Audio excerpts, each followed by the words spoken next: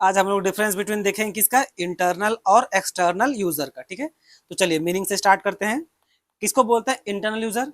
तो internal user बोलने का मतलब है कि people within the organisation. Simple भाषा में जो ऑर्गेनाइजेशन के इनसाइड होगा, यानी कि विद इन द जो ऑर्गेनाइजेशन जो पीपल लोग होंगे उनको क्या बोलेंगे हम लोग, इंटरनल यूजर। एक्सटर्नल यूजर किसको बोलते हैं?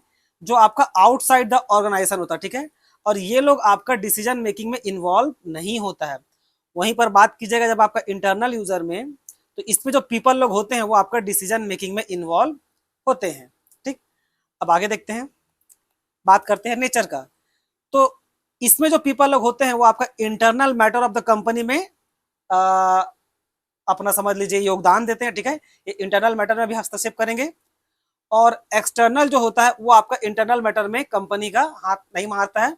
ये लोग केवल आउटसाइडर है, तो लोगों को कोई हक नहीं बनता कि कंपनी का इनसाइड मैटर में अपना नाक लगाए या हाथ लगाए, जो भी हो।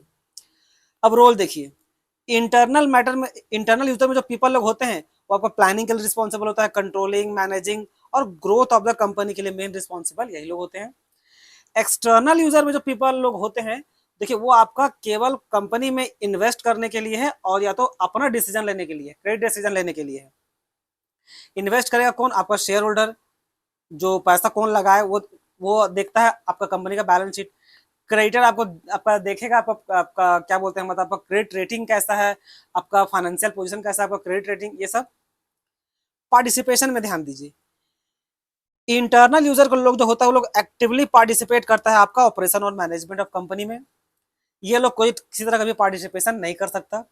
एग्जाम्पल देखिए जो सबसे इंपॉर्टेंट है, इसमें आपका एग्जाम्पल आ जाएगा जैसे आपका कंपनी का। अब यहाँ पर समझने के बच्चों कुछ अच्छा समझ लीजिए। देखिए कंपनी को ना, कंपनी को मेनली हम लोग ऐसे दो भाग में बांटते हैं। एक आपका आता है उसका ओनर, जिसको हम लोग क्या बोलते हैं, दूसरा नाम क्या ओनर का, शेयर होल्डर। और एक आपका आता है मैनेजमेंट। ये समझने के लिए आपको थोड़ा समझ में आना चाहिए।